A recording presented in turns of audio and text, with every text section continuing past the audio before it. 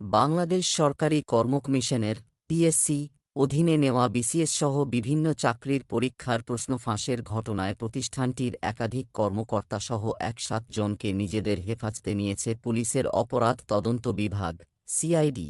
আটক ব্যক্তিরা হলেন পিএসসির উপপরিচালক আবু জাফর, উপপরিচালক জাহাঙ্গীর আলম, সহকারী পরিচালক Alamgir Kabir, auditor Priyanath Roy, despatch rider Khalilur Rahman, office সহায়ক সাজেদুল ইসলাম ও অবসরপ্রাপ্ত ড্রাইভার সৈয়দ আবেদ আলী। আটক হয়েছেন নারায়ণগঞ্জের আঞ্চলিক পাসপোর্ট অফিসের নিরাপত্তা প্রহরী শাহাদাত হোসেন, শহীদ সোহরাওয়ার্দী মেডিকেল কলেজের মেডিকেল টেকনিশিয়ান নিয়ামুন হাসান, নোমান সিদ্দিকী, আবু সোলায়মান মো, সোহেল, জাহিদুল ইসলাম, মামুনুর রশিদ, সাখাওয়াত হোসেন, সায়েম হোসেন, লিটন সরকার ও সৈয়দ সোহানুর রহমান সিয়াম। পিএসসি পরীক্ষায় প্রশ্নপত্র ফাঁসের এ খবর প্রথম প্রকাশ করেছে একটি বেসরকারি টেলিভিশন চ্যানেল। সেখানে আবেদ আলীর বক্তব্য প্রচার করা হয়েছে।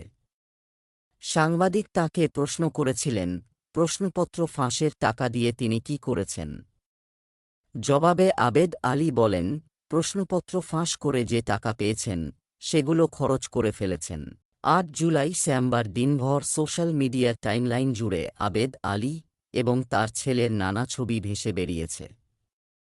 বিশেষ করে তার বিলাসবহুল বাড়ি, কুয়াকাটা সমুদ্র সৈকতে হোটেল, তার ছেলের কোটি টাকার গাড়ি, আবেদ আলীর ধর্ম ও জনসেবা, যেমন মসজিদ বানিয়ে দেওয়া, মন্দিরে আর্থিক অনুদান, দুর্ঘটনার ক্ষতিগ্রস্ত গরিব মানুষের পাশে দাঁড়ানো এবং সর্বোপরি আবেদ আলী কতটা পরহেজগার সেটি দেখা যায় তিনি যাত্রাপথে গাড়ি থামিয়ে গাড়ির ভেতরেই নামাজ পড়ছেন, এরকম ছবিও এসেছে।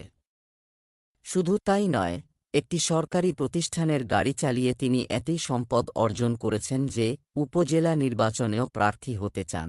ভোট চেয়ে তিনি যে পোস্টার লাগিয়েছেন সেখানে লেখা, তিনি দুর্নীতিমুক্ত সমাজ গঠন করতে চান। আবেদ আলী নিশ্চয়ই তিনি একক প্রচেষ্টায় প্রশ্ন ফাঁস করতে পারেননি, বরং পুরো প্রক্রিয়ায় অনেক লোক জড়িত। পিএসসির কোনো পর্যায়ের কর্মকর্তারা এর সঙ্গে জড়িত সেটি খুঁজে বের করা দরকার। আবেদ আলীর ফেসবুক ওয়ালে রাষ্ট্রের অনেক গুরুত্বপূর্ণ ব্যক্তি, বিশেষ করে আইন শৃঙ্খলা বাহিনীর অনেক প্রভাবশালী ব্যক্তির সঙ্গে তার ঘনিষ্ঠ ছবি দেখা যাচ্ছে। প্রশ্ন হল, একটি সরকারি প্রতিষ্ঠানের গাড়িচালক কী করে এসব মানুষের ঘনিষ্ঠ হতে পারলেন? তাদের সঙ্গে আবেদ আলীর সম্পর্ক কী? তারাও কি প্রশ্ন ফাঁসে জড়িত? প্রশ্নটা রেখে গেলাম। শেষ প্রশ্ন, দুদকের কাজ কী?